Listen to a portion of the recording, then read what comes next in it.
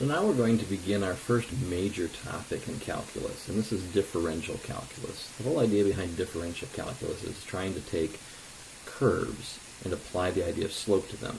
So far, algebraically, all you've been able to do is talk about the slopes of straight lines. But it turns out we will be able to take the idea and apply it to different types of functions. So just briefly, let's just imagine that we're somebody and we're walking on this curve. And we always walk on curves from left to right, kind of in the same order as the number line. We want our x values, if you will, to increase. And if we look at this person as they're initially walking here, this is pretty steep, and it's steep uphill. So we expect to begin here that it's going to be a pretty positive slope, and actually kind of steep. As they get a little bit further up here, it starts to flatten out. So it's still positive, but it's not as positive as it was before. So this is decreasing, but it's still positive.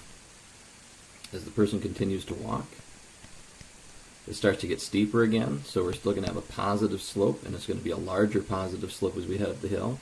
At some point, we get up here to this top of the hill, and we're going to get a slope of 0.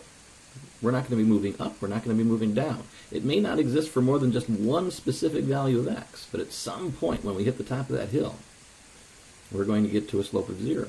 And as we come down the other side, then our slope begins to change and begins to become negative.